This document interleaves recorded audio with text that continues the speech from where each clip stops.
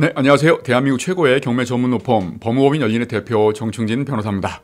오늘의 주제는 장담합니다. 경매인 100%가 모르는 소름 돋는 경매 함정입니다. 90%도 아니고 100%입니다. 이거는 경매법원의 판사님도 모를 거고 사법보좌관님도 모를 거고 경매 계장님도 모를 거고 채권자들도 다 모를 겁니다. 이런 물건이 너무도 많이 있습니다. 그래서 언젠가는 굉장히 큰 위험으로 다가올 수 있겠다 싶어서 구독자님들만큼은 다소 어려워도 이런 법리들을 충분히 알고 있는 상태에서 이 위험성을 피했으면 좋겠다라는 생각에서 이 영상을 찍게 됐습니다. 오늘 공부하실 물건은 2023 타경 8057 물건입니다. 고양시 일산 동구 마두동의 백마마을 아파트 308동 113호 물건인데요. 감정가 2억 5천에 감정평가 됐다가 한 번 유찰을 거쳐가지고 2억 800만 원에 낙찰이 됐습니다. 차순위는 한 2천만 원 정도 차이가 났고요.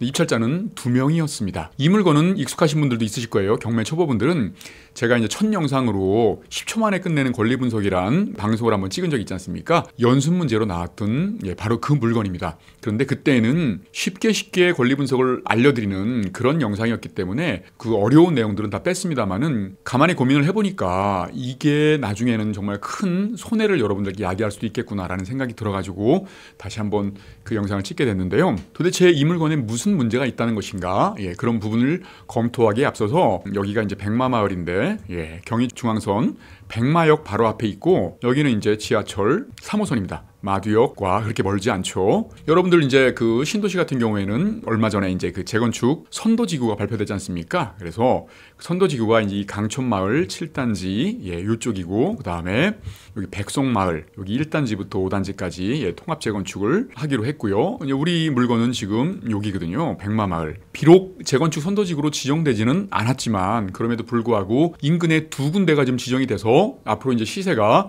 상승을 할 것으로 추정이 되고 있지 않습니까? 그렇기 때문에 이 물건도 나름대로 이제 덩달아서 같이 상승할 여지가 있겠다라고 보시면 되겠고요. 그리고 이제 일산 같은 경우들은 이 재건축 선도지구의 호재뿐만 아니라 확정된 호재가 있죠. 뭐죠? GTX A 노선 일산역이 주염역 인근에 생긴다는 거죠. 그런 것들이 이제 12월 달로 다가와 있는 상태이기 때문에 앞으로 일산의 약진을 한번 기대해 보자. 그 심리를 한번 가져볼 수 있겠죠. 시세는 지금 2억 4천 정도 한다고 치게 되면은 2억 800이면 잘 받은 거다라고 볼 수 있겠습니다. 그런데 도대체 법적인 문제가 뭐가 있다는 걸까? 매각 물건 명세서를 통해서 한번 확인을 해보겠습니다. 등기된 부동산에 관한 권리 중 매각으로 효력이 소멸되지 아니하는 것, 공란으로 돼 있으니까 전부 소멸하는구나 이렇게 보시면 되겠는데 그 다음에 임차인의 권리 분석을 해야 되는데 임차인이 되게 복잡합니다. 정모모 씨가 있는데 보증금은 1억 2천이고 그 다음에 전입신고 일자가 2022년 8월 16일인데 최선순위 설정 일자를 보니까 2022년 8월 19일 근저당권입니다. 그러니까 임차인이 전입신고를 하고 들어갈 때는 이 근저당권은 없었겠죠. 그러면 임차인을 보호해야 되고 대항력이 있는 임차인이다.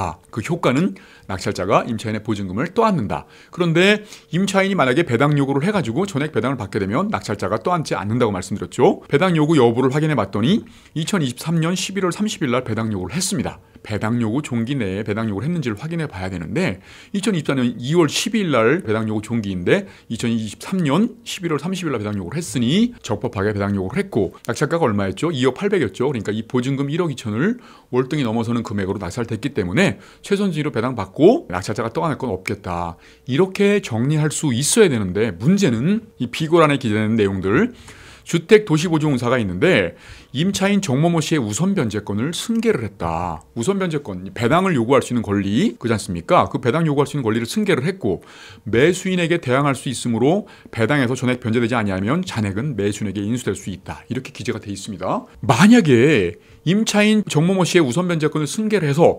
주택도시보증공사만이 배당 요구를 할 수 있는 권리가 있고 정모모 씨는 배당 요구할 수 있는 권리를 잃어버렸다라고 한다 그러면 주택도시보증공사는 똑같은 전입신고일자와 확정일자 여기는 2022년 8월 1일로 돼 있습니다만은 오타인 것 같습니다. 5기. 그러면 배당 요구 여부를 한번 확인해 봐야 되는데 2024년 2월 13일 날 주택도시보증공사도 우선 면제권을 승계받아서 배당 요구를 했습니다. 그런데 배당 요구 종기는 2024년 2월 12일인데 배당 요구한 거는 2024년 2월 13일입니다. 아까 임차인은 배당 요구 종기 내에 배당 요구를 했지만 우선 변제권을 승계했다고 주장하는 주택도시보증공사는 배당 요구 종기 이후에 배당 요구를 한 게 됐죠. 주택도시보증공사만이 배당 요구를 할 수 있다라고 한다 그러면 주택도시보증공사는 배당 요구 종기 이후에 배당 요구를 했기 때문에 한 푼도 배당을 받을 수가 없는 상황이 되는 거죠. 이렇게 되면 아까 말씀드린 것처럼 임차인은 대항력이 있는데 배당을 한 푼도 받지 못하게 되는 이런 사태가 발생하니까 낙찰자가 보증금 1억 2천만 원을 떠안아야 되는 그런 사태가 발생할 수 있다. 이게 이제 쟁점이 될 텐데요. 그런데 정모모 씨, 임차인이 배당 요구를 적법하게 했으면 굳이 주택도시보증공사는 배당 요구를 하지 않아도 임차인의 권리를 그대로 승계한 거니까 적법하게 배당한 거로 봐야 되지 않겠는가라고 보시겠습니다만은 주택임대차보호법 제3조의 2, 제7항을 보시면 다음 각 호의 금융기관이 우선 변제권을 취득한 임차인의 보증금 반환 채권을 계약으로 양수한 경우에는 양수한 금액의 범위에서 우선 변제권을 승계한다. 아까 우선 변제권을 승계했다고 했는데 주택도시보증공사가 그게 어떤 경우에 발생하냐 했더니 보증금 반환 채권을 계약으로 양수한 경우 그 범위 내에서 우선 변제권을 승계한다는 얘기입니다. 보증금 반환 채권을 계약으로 양수했다는 것은 임차인은 보증금 반환 채권을 양도했다는 거지 않습니까? 그러면 임차인은 보증금 반환 채권을 상실했다는 그런 얘기겠죠. 그리고 각 호의 금융기관 중에 주택도시보증공사가 포함되는가? 포함됩니다. 9호에 보니까 주택도시기금법에 따른 주택도시보증공사가 이렇게 보증금 반환 채권을 계약으로 양수하게 되면 우선 변제권을 승계한다. 이렇게 돼 있지 않습니까? 이런 조항이 2013년에 이제 8월 달에 신설이 됐는데 이게 왜 나온 거냐면 아래 판례 때문에 그렇습니다. 주택임대차보호법상 우선 변제권을 가진 임차인으로부터 임차권과 분리해서 보증금 반환 채권을 양수한 채권 양수인이 주택임대차보호법상의 우선 변제권을 행사할 수 있는 임차인에 해당된다고 볼 수 있는가? 소극이다. 소극은 안 된다는 그런 얘기겠죠. 이게 무슨 얘기냐면 임차인이 이제 전세자금 대출을 받을 때에 은행으로부터 전세자금 대출은 담보가 없지 않습니까? 근데 이제 은행은 너무 불안하니까 보증금 반환 채권을 담보로 잡는 거예요. 잡는 방법이 보증금 반환 채권을 양도를 받는 거죠. 담보 목적으로 양도를 받는 겁니다. 그럴 때 이제 또 은행도 불안하니까 또 주택도시보증공사 혹은 서울보증보험 같은 보증보험기관으로부터 보증까지 받아내죠. 이렇게 이제 은행이나 주택도시보증공사가 담보 목적으로 보증금 반환 채권을 양도를 받았단 말입니다. 그래가지고 임차인이 이제 그 대출금을 안 갚으니까 그 경매 절차에서 우선 변제권을 임차인을 대신해서 내가 보증금 반환 채권을 양도받았으니까 내가 임차인의 권리를 대신 행사해서 배당 요구할 수 있다라는 전제에서 배당 요구를 했다고 치자고요. 그랬는데 그 사안에서 배당 요구의 효력을 인정했을까요? 할 수 없다는 그런 내용입니다. 왜? 그 이유는 뭐냐면 임차인의 우선 변제권이라는 것은 사회 경제적 약자인 임차인의 전 재산인 보증금을 지켜주기 위해서 그 법에 특별한 그런 권리를 부여한 건데 단순히 보증금 반환 채권을 임차권과 분리해서 양도받은 은행이나 주택도시보증공사 같은 임차인이 아닌 그런 사람들을 보호하기 위한 규정은 아닌 거다. 그래서 보증금 반환 채권을 양도받았다고 해서 우선 변제권까지 승계받는 것은 아니다.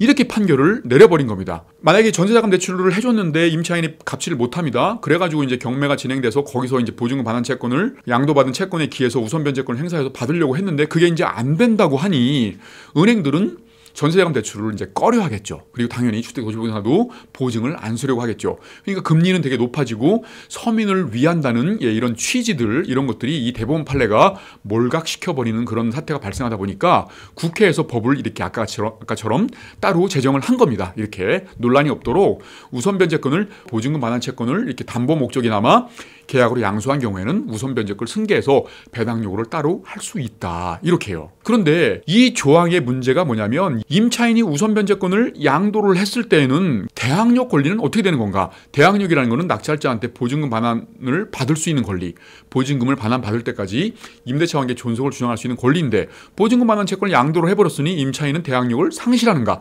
이 문제가 또 발생할 수 있겠고 우리 사안처럼 보증금 반환 채권을 양도받은 주택도시보증공사가 그 임차인은 배당 요구를 했는데 주택도시보증공사는 배당 요구를 안 했다든가 아니면 배당 요구 종기 이후에 했다든가 라고 했을 때 배당을 하지 못하게 된다 그러면 임차인은 대항 요구를 행사할 수 있게 되는 건가? 이런 문제들이 발생할 수 있다는 거죠. 이런 것들에 대해서는 대법원 판례도 없고 하다 보니까 다양한 지금 문제가 발생할 수 있는데 원론적으로 얘기한다고 치게 되면은 임차인은 대항력은 갖고 있는데 우선 변제권은 주택도시보증공사가 갖고 있고 그런 상태에서 주택도시보증공사가 배당 요구를 안 했거나 혹은 배당 요구 종기 후에 배당 요구를 해서 배당을 받지 못한다고 한다 그러면 대항력은 있으니까 낙찰자가 보증금을 떠안아야 한다. 이런 결론을 낼 수밖에 없다는 겁니다. 낙찰자는 아까 딱 봤을 때 임차인이 배당료를 갖고 있는데 그 배당료가 종기 내에 배당료를 했으니까 다 배당을 받겠구나 라고 생각해가지고 안심하고 들어왔는데 이렇게 그 주택도시보증공사 승계를 했고 배당을 한 푼도 받지 못하니 임차인도 배당을 받지 못한 거로 봐서 보증금을 떠안아야 된다라고 한다 그러면 낙찰자는 굉장히 큰 낭패를 볼 수 있겠죠. 그래서 이 판결 이유를 보시면 이런 경우에 보호하기 위해서 그러면 비록 주택도시보증공사가 그 배당요구를 안 했거나 혹은 배당요구 종기 후에 배당요구를 해서 배당을 받지 못한 경우를 하더라도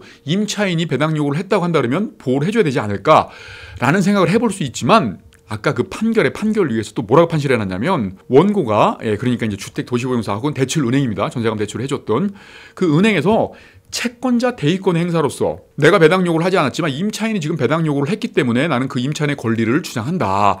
이렇게 그 주장을 했는데 뭐라고 돼 있냐면 임차인은 그 원고 그러니까 은행들에게 임대차 보증금 반환 채권을 양도했기 때문에 더 이상 임대차 보증금 반환 채권을 가지고 있지 않다.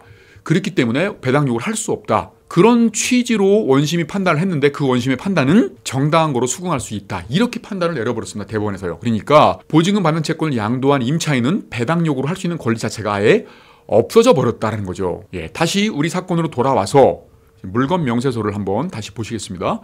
임차인은 비록 적법한 배당 요구를 했지만 임차인은 한 푼도 배당을 받지 못하고 주택도시공사가 우선 변제권을 승계했으니 배당을 받아야 되는 상황인데 배당 요구 종기 후에 배당 요구를 했기 때문에 주택도시보증공사도 배당을 받지 못하게 되고 그런데 아까 말씀드린 것처럼 우리나라 대법원은 임차인이 보증금 반환 채권을 양도를 했다 하더라도 양도받은 주택도시보증공사가 보증금을 다 변제받을 때까지 대항력을 또 주장할 수 있다라고 판단을 내려놨기 때문에 이 사건에서는 임차인은 대항력을 또 주장할 수 있고 이렇게 돼버리니까 낙찰자가 꼼짝없이 1억 2천만 원을 떠안아야 되는 사태가 발생을 한 겁니다. 그런데 중요한 부분들은 이 법이 제정된 지도 10년이 됐긴 했습니다만은 이렇게 분쟁이 일어난 적도 없고 저는 이제 경매 전문 변호사로서 20년 동안 활동하다 보니까 이런 문제가 있구나 이 법에 이렇게 지적을 해낼 수 있지만 뭐 경매 판사님도 그렇고 사법보좌관님도 그렇고 뭐 채권자들도 그렇고 배당 이의를 할 생각은 뭐 추호도 생각을 못 하겠죠. 그런데 누군가 이제 한 명이 이렇게 이제 이의를 했다고 치자고 채권자가 배당 이의를 하게 되면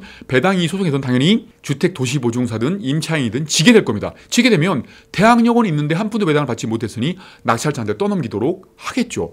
그렇게 되면 낙찰자는 예상치 못한 큰 손해를 볼 수 있다. 이런 문제가 발생할 수 있기 때문에 여러분들에게 지금 주택도시보증사 관련된 물건들이 꽤 많이 나오고 있거든요. 이런 사태가 또 있을 수 있단 말입니다. 그렇게 됐을 때 여러분들이 혹시라도 손해를 입을까봐 이 방송을 한번 찍게 됐습니다. 철저히 공부하시고 잘 이해가 안 되시면 다시 한번 반복해서 공부하셔가지고 그 위험에서 벗어나서 안전하게 경매 투자하시기를 바라겠습니다. 저는 정충진 변호사였습니다. 감사합니다.